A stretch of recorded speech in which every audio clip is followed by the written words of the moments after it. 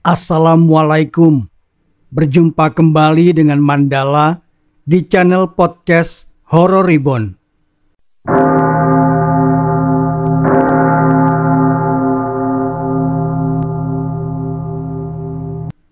Sepasang suami istri tengah berpelukan di hadapan tabib desa. Mereka baru saja menerima kabar bahagia yang sudah sangat lama mereka tunggu. Akhirnya, setelah penantian panjang, karunia Allah datang pada pasangan tersebut. Selamat ya, Pak Aldo, Bu Aura. Sebentar lagi kalian akan resmi menjadi ayah dan ibu. Bu Aura positif hamil. Kandungannya kurang lebih sudah memasuki usia 2 bulan. Selamat atas anak pertamanya, Pak Aldo, Bu Aura, kata tabib tersenyum. Turut senang atas kebahagiaan yang datang pada keluarga yang sudah cukup lama ia kenal itu. Akhirnya mas, akhirnya aku hamil. Aku akan jadi ibu mas. Akhirnya aku akan jadi ibu, ucap Bu Aura di tengah isak tangis bahagia. Ia terus menangis haru di dada suaminya hingga membuat baju Pak Aldo basah. Alhamdulillah dek, akhirnya kita punya anak. Bu Tabib, terima kasih. Kami sangat berterima kasih atas kabar baiknya, ucap Pak Aldo mengusap kepala istrinya, lalu menatap tabib desa dalam. Pak Aldo ini ada-ada saja, kok malah berterima kasih kepada saya? Yang memberikan kehamilan kan Allah yang Maha Esa, bukan saya. Tapi saya turut bahagia ya Pak, Bu, atas titipannya.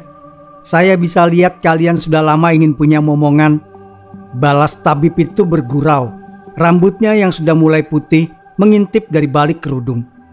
Pak Aldo dan Bu Aura menyempatkan diri berbincang beberapa saat bersama tabib desa. Mereka membicarakan beragam topik dan hal-hal lucu yang terjadi di sekitar. Setelah itu, keduanya pamit. Tabib berdiri di ambang pintu sembari melambaikan tangan mengantar kepergian dua tamunya.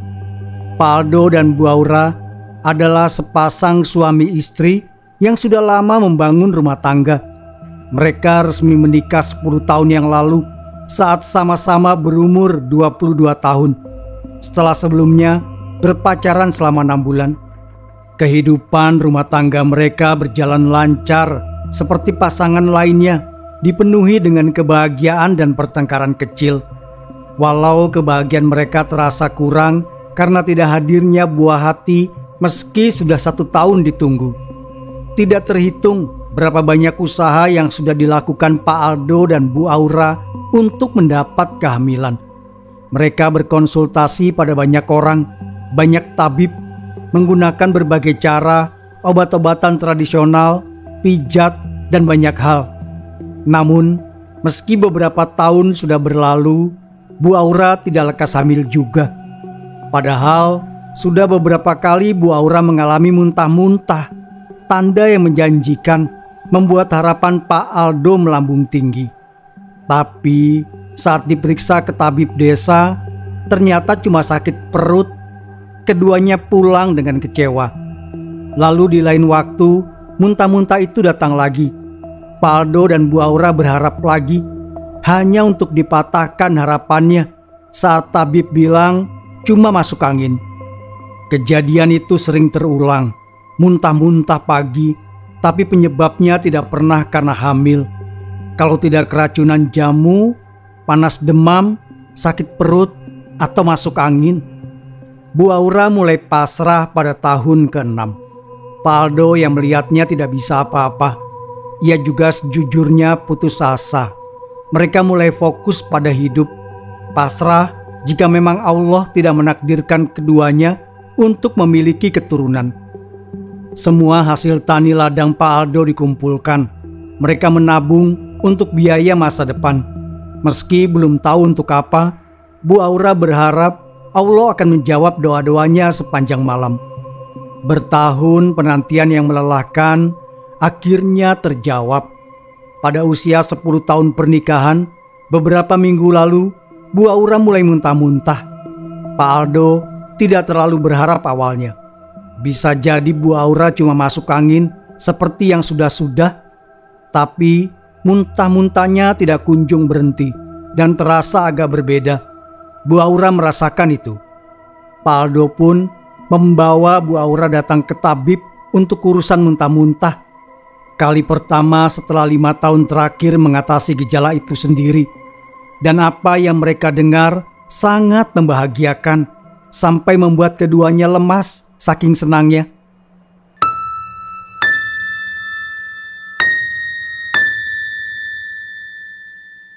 Langit sudah memerah saat Pak Aldo dan Bu Aura sampai di rumah.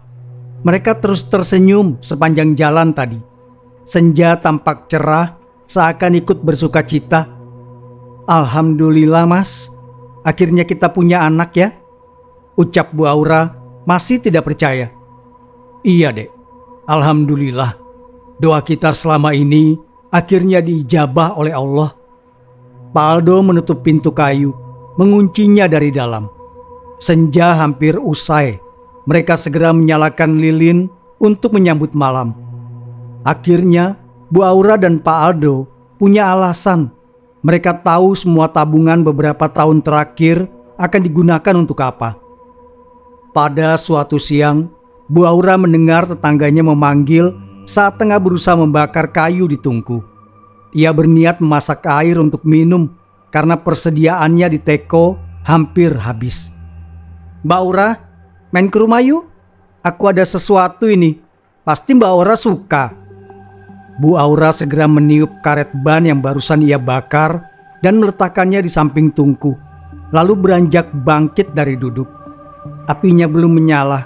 Aku tinggal dulu saja kali ya. Nanti saja masak airnya. Mumpung Afni juga lagi tidur. Katanya aku pasti suka." "Apa ya?" pikir Bu Aura tersenyum. Bu Aura menyempatkan diri memeriksa putrinya yang masih terlelap di atas dipan. Anak kecil yang biasanya selalu ceria dan aktif itu tampak tenang, terpejam anggun, sedikit mendengkur. Setelah memastikan ia masih nyenyak, barulah Bu Aura melangkah menghampiri tetangga yang memanggilnya di depan rumah. Sudah 6 tahun lebih sejak Pak Aldo pertama kali mendengar kehamilan Bu Aura. Mereka tidak pernah melupakan rasa bahagia yang datang sore itu. Pak Aldo dan Bu Aura sangat senang saat anak pertama mereka lahir, bayi perempuan yang sudah 10 tahun ditunggu. Mereka setuju memberinya nama Afni. Afni tumbuh menjadi anak yang lucu dan mengemaskan. Segala kasih dan sayang yang ia terima dari Pak Aldo dan Bu Aura membuatnya tumbuh dengan sifat yang begitu periang. Mau bagaimana lagi? 10 tahun penuh penantian.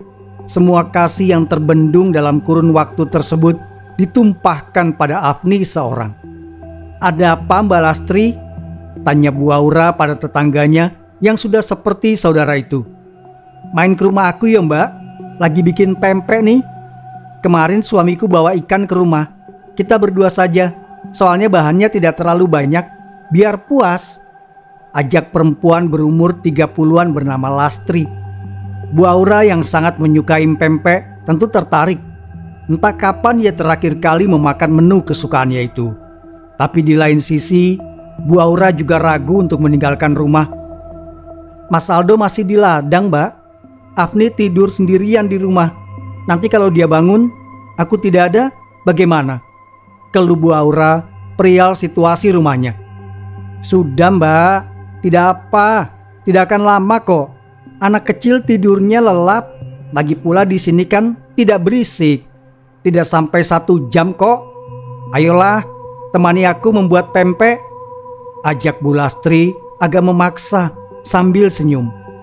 Bu Aura yang merasa kalau omongan Lastri ada benarnya langsung setuju. Ia sangat ingin memakan pempek lagi. Mereka berdua lalu melangkah ke rumah kayu yang jaraknya sekitar 20 meter dari rumahnya. Dibatasi ladang singkong kecil yang tingginya baru sebatas pinggang orang dewasa. Rumah di desa ini masih tradisional. Penduduknya membangun tempat tinggal dari kayu. Lantainya masih tanah, sedangkan atapnya dibuat dari susunan genting dari tanah liat. Jarak antar rumah di desa ini cukup jauh. Umumnya dibatasi kebun kecil atau bahkan sawah. karena mayoritas penduduk desa bekerja sebagai petani. Bu Aura dan Bu Lastri masuk ke dalam rumah. Mereka duduk di kursi kayu kecil sambil mengolah adonan dalam baskom plastik, sembari tangannya cekatan membentuk pempek dan mengisinya dengan telur. Mereka asik membicarakan banyak hal. Gosip-gosip seputar kejadian di desa, hal konyol, dan banyak lagi. Bu Aura dan Bu Lastri memang dekat, malah sudah seperti saudara. Keduanya sering bertemu kalau sedang bosan di rumah. Kebetulan mereka punya selera makanan dan humor yang serupa.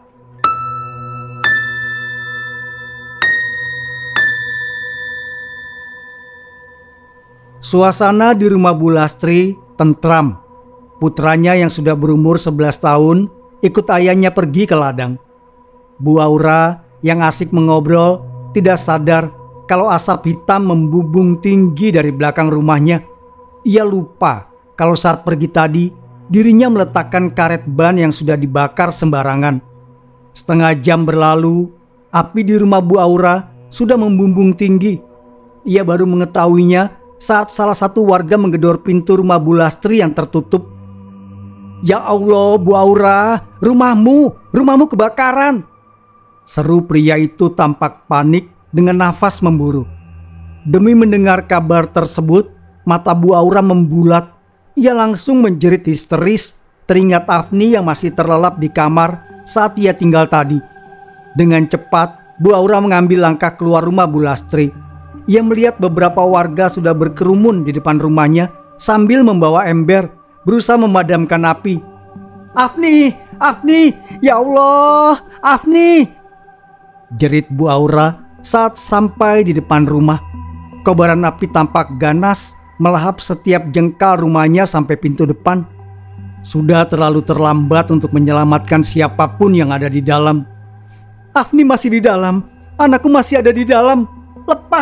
Lepaskan aku, anakku masih ada di dalam!" jerit Bu Aura hendak menerobos masuk, tapi ia segera ditahan oleh warga yang berkumpul di sana karena terlalu bahaya. Kobaran api sudah melahap setiap jengkal rumah. Dinding kayu dengan cepat membuat api menjalar kemana-mana. Mustahil dihentikan. Anakku masih ada di dalam. Siapapun tolong anakku. Afni!" jerit Bu Aura histeris. Tangannya meronta ke sana kemari, berusaha melepaskan diri dari pegangan warga. "Tahan Bu, tahan. Sudah terlambat untuk masuk. Apinya sudah membakar semuanya. Tidak ada yang bisa keluar dengan selamat kalau masuk ke sana," seru salah satu warga menahan Bu Aura yang memberontak kencang. "Tapi anakku di dalam, Pak. Afni masih ada di kamar, Pak." "Terlambat, Bu. Rumah ibu sudah terbakar semua. Sudah tidak ada harapan." Kobaran api semakin menggila. Lidah api menjilat kemana-mana. Melihat itu saja sudah bisa dipastikan tidak akan ada yang bisa selamat. Bu Aura yang melihat rumahnya semakin jatuh dalam kobaran api, jatuh lemas. Ia menangis terseduh-seduh, menyebut nama Afni hingga jatuh pingsan. Warga desa yang tadi berusaha menyiram kobaran api dengan ember air sudah menyerah.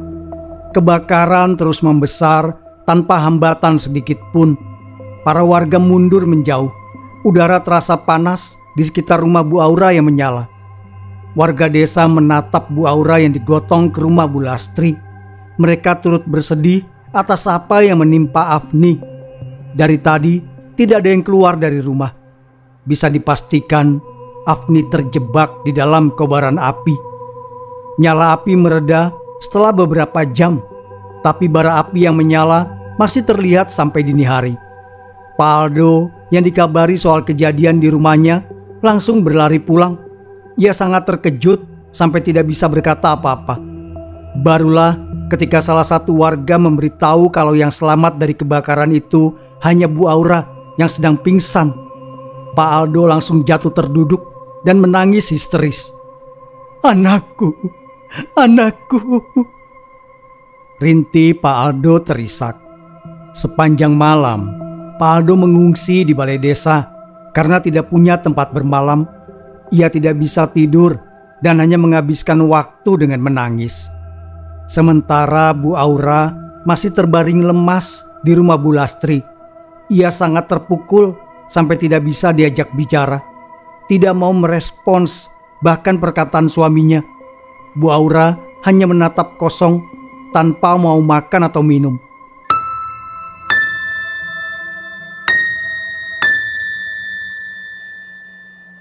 Esok paginya, saat beberapa warga desa menyirami sisa puing dan genting hangus dari rumah Pak Aldo, mereka dihebohkan karena tidak menemukan jasad Afni yang kata Bu Aura masih ada di dalam kamar saat kebakaran terjadi.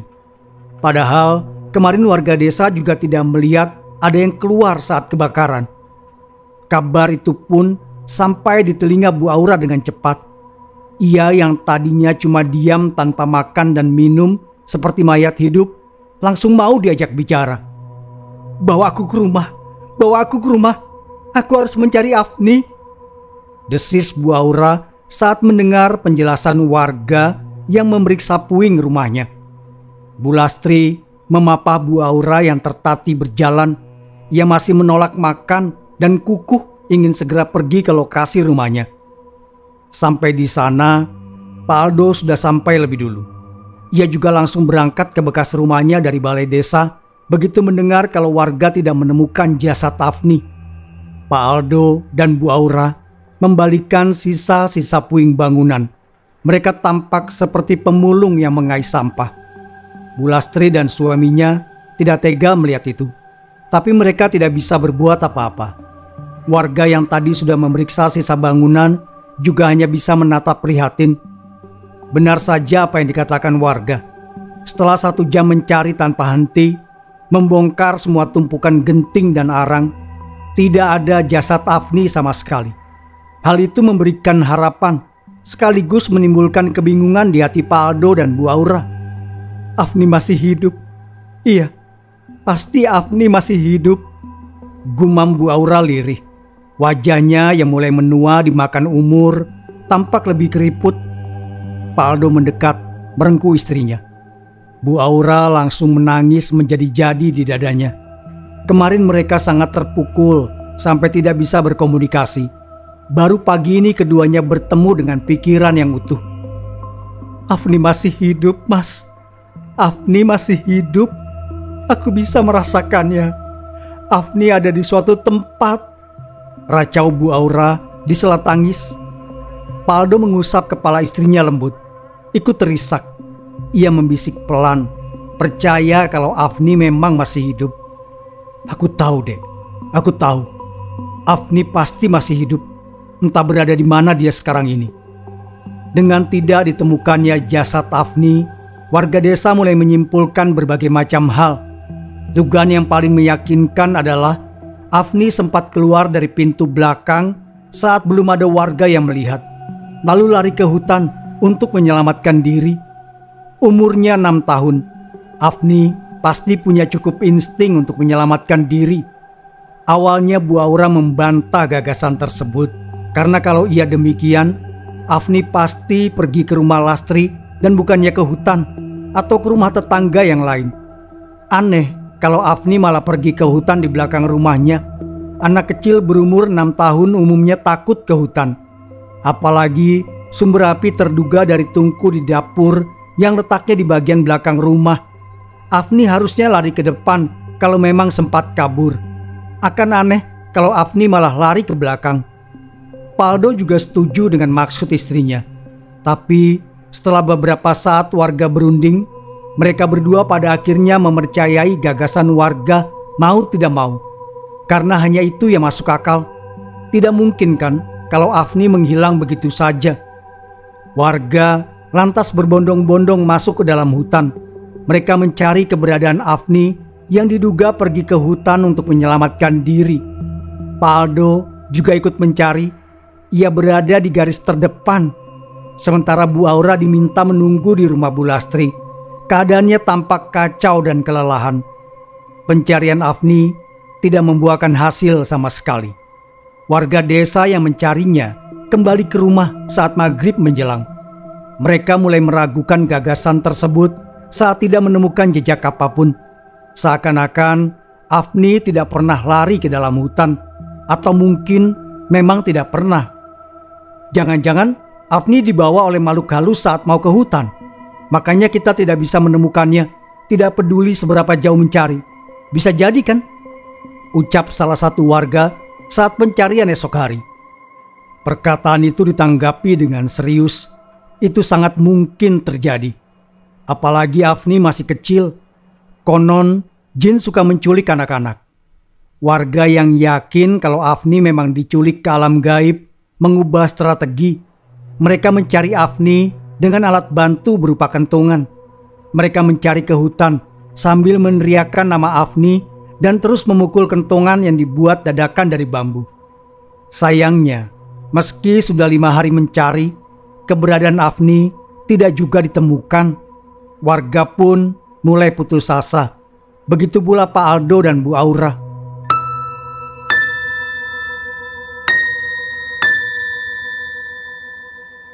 Pada hari ke-7, mereka berdua akhirnya merelakan kepergian Afni. Pak Aldo dan Bu Aura memutuskan untuk melangkah maju meski terasa sangat berat.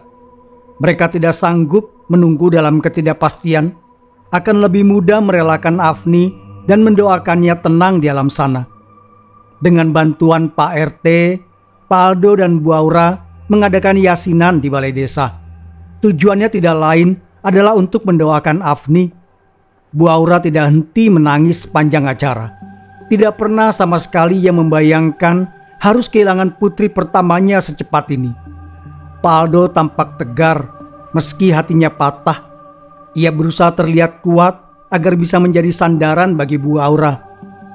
Hari-hari berlalu, musim panen tiba 2 minggu sejak rumah Pak Aldo kebakaran. Hasil panen dari ladang jagung dan sawah milik Pak Aldo digunakan untuk membangun rumah. Pak RT dan warga setempat pun memutuskan membantu biaya pembangunan dengan iuran. Pak Aldo berterima kasih atas bantuan mereka. Kebersamaan warga desa memang tidak perlu dipertanyakan lagi. Pak Aldo dan Bu Aura mengatur letak ruangannya di rumahnya berbeda dari yang lama. Mereka tidak ingin terus teringat dengan Afni kalau bentuk rumahnya sama. Waktu berlalu. Akhirnya Pak Aldo dan Bu Aura tidak lagi perlu tinggal di balai desa. Rumah mereka selesai dibangun. Bu Aura masih sering bersedih. Ia tidak bisa sepenuhnya merelakan kepergian Afni.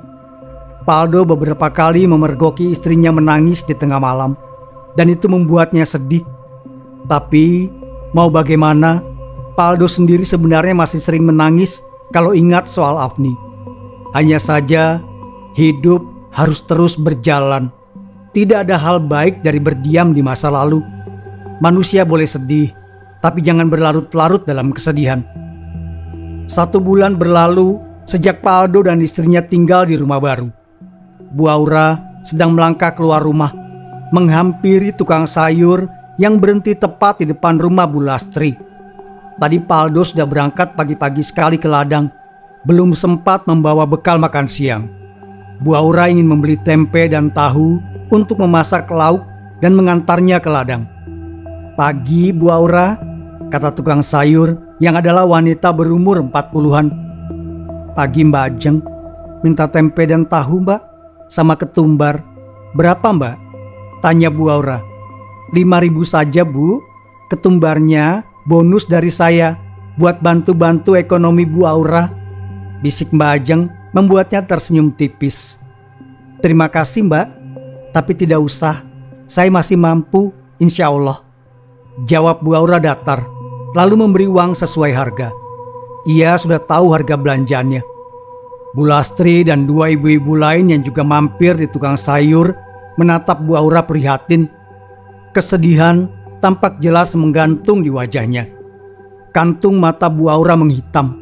Ia sulit tidur karena dihantui mimpi buruk.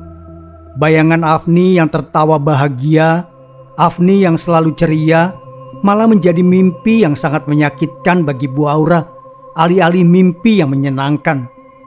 Bu Aura langsung pulang tanpa patah kata setelah membeli apa yang dibutuhkan. Ia tidak pernah lagi mengobrol seru bersama tetangga sejak kejadian hari itu. Bahkan tidak ada yang pernah melihatnya tertawa. Bu Lastri yang selama ini menjadi tempatnya mencurahkan isi hati pun merasa kehilangan. Sampai di rumah, Bu Aura langsung duduk di dapur. Jemarinya lesu memotong tempe dan tahu, menghaluskan bumbu dicobek. Air mata merembes di sudut mata Bu Aura. Ia menangis teringat Afni yang sangat suka sayur tempe buatannya.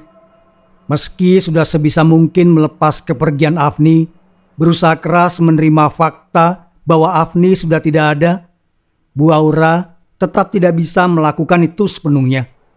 Afni adalah putri yang lahir setelah 10 tahun penantian.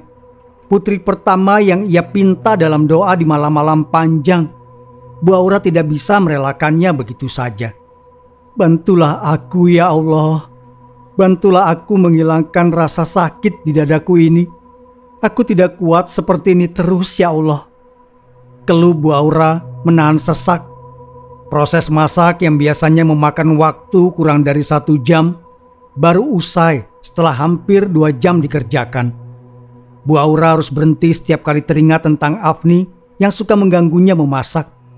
Tidak pernah sekalipun Bu Aura berpikir kalau sikap menyebalkan yang satu itu akan sangat ia rindukan. Tepat sebelum zuhur tiba, Bu Aura mengantar makan siang suaminya ke ladang. Mereka makan bersama di bawah terik matahari siang, terlindung oleh gubuk kayu kecil yang atapnya terbuat dari padi yang sudah kering. Tidak ada tawa canda di perbincangan mereka, hanya membahas keseharian saja. Pak Aldo dan Bu Aura sama-sama merasa kalau awan duka belum juga pergi dari hati mereka.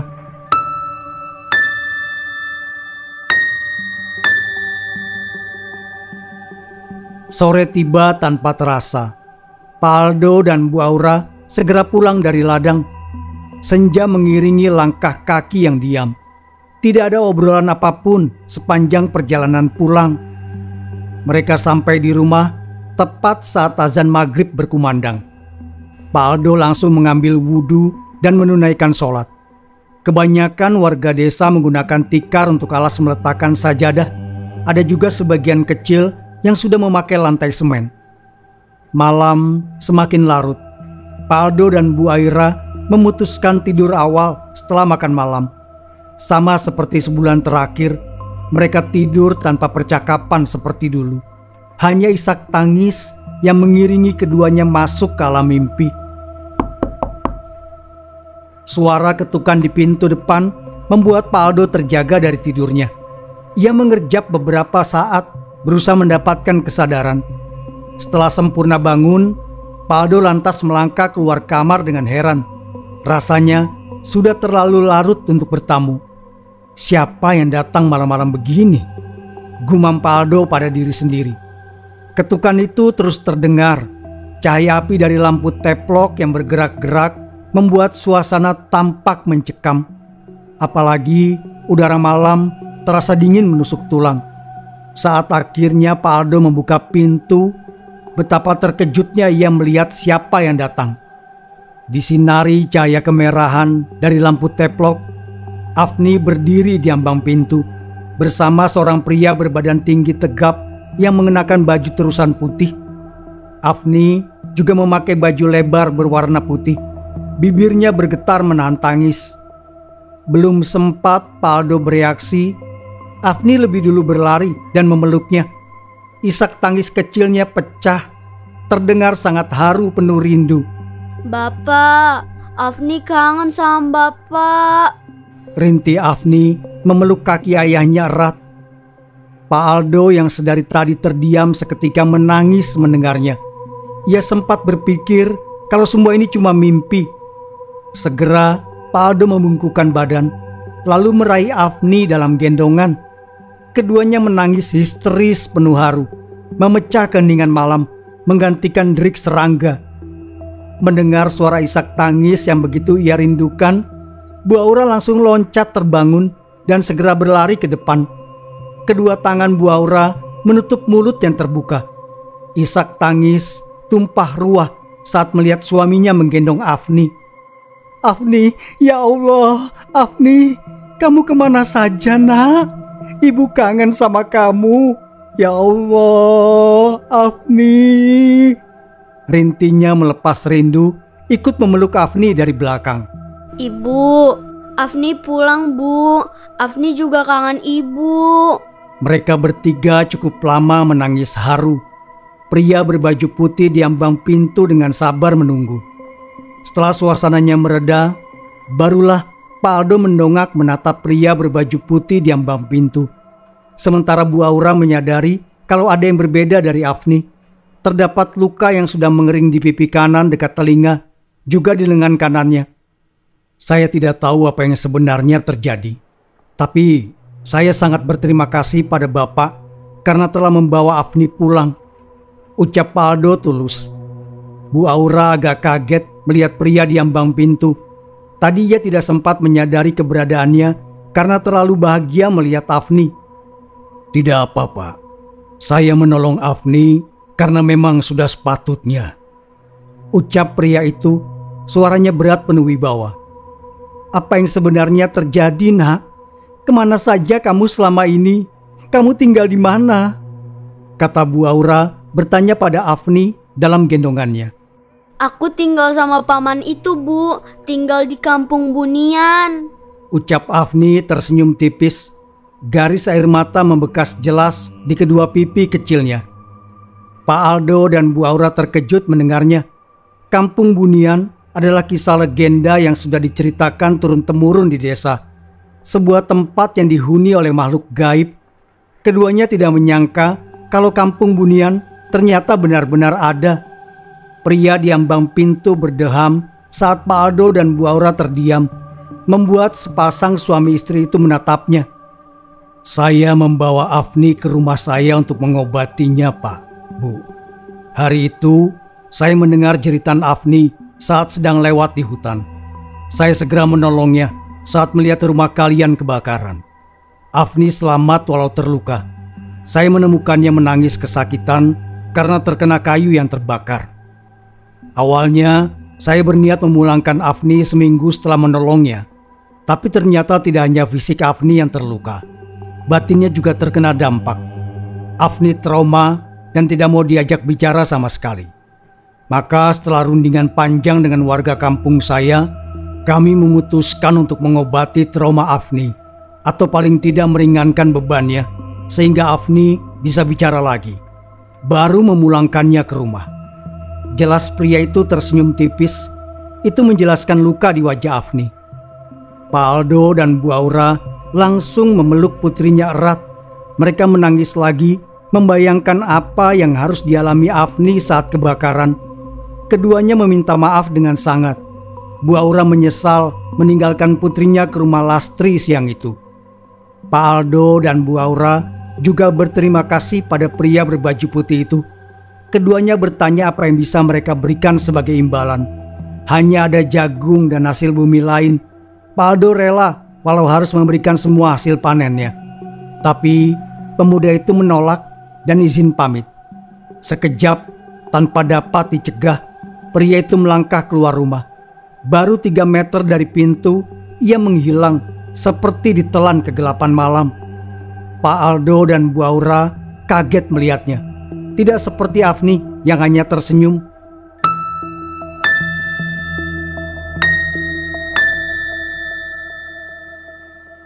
Alhamdulillah kamu pulang, Nak. Ibu sama Bapak kangen banget sama kamu. Maafkan Ibu ya, Nak. Ujar Bu Aura kembali memerhatikan Afni. Tidak henti yang menciumi pipi kecilnya. Tidak ada yang tidur sampai pagi. Mereka menghabiskan waktu bercengkrama di ruang tengah, menggelar tikar dan duduk bareng di atasnya. Tawa dan cahaya wajah Bu Aura dan Pak Aldo kembali seperti dulu.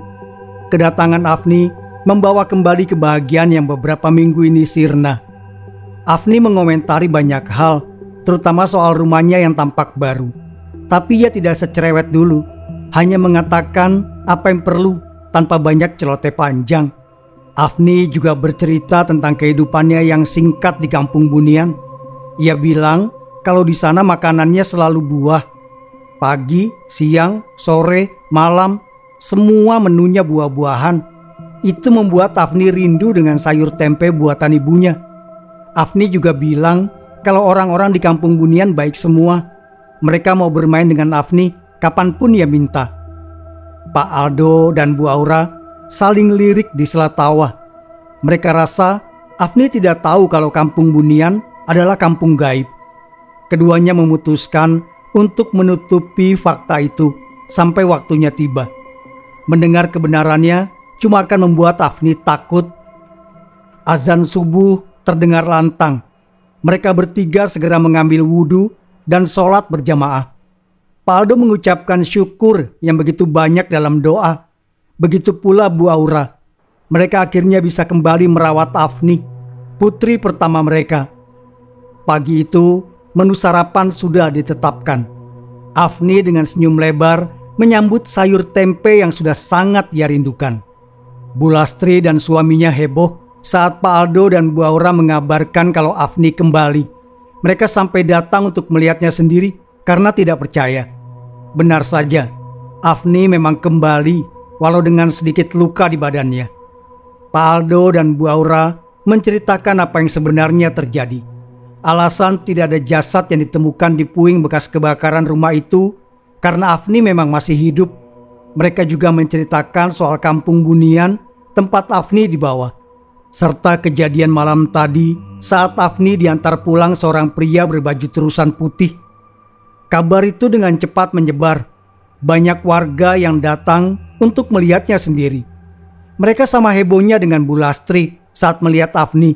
Juga sama terkejutnya ketika mendengar penjelasan Pak Aldo dan Bu Aura tentang kampung Bunian. Warga desa pun mengadakan syukuran atas kembalinya Afni. Tidak ada yang tidak senang dengan hal itu. Hari-hari selanjutnya berlalu seperti sebelumnya, penuh canda tawa ceria di rumah Pak Aldo. Sifat Afni sedikit berubah. Ia agak kurang aktif dibanding sebelum kebakaran dulu. Trauma pasca kebakaran masih mengantuinya walau samar. Meski sedih melihatnya, Bu Aura tetap bersyukur. Setidaknya Afni kembali lagi ke dalam hidupnya.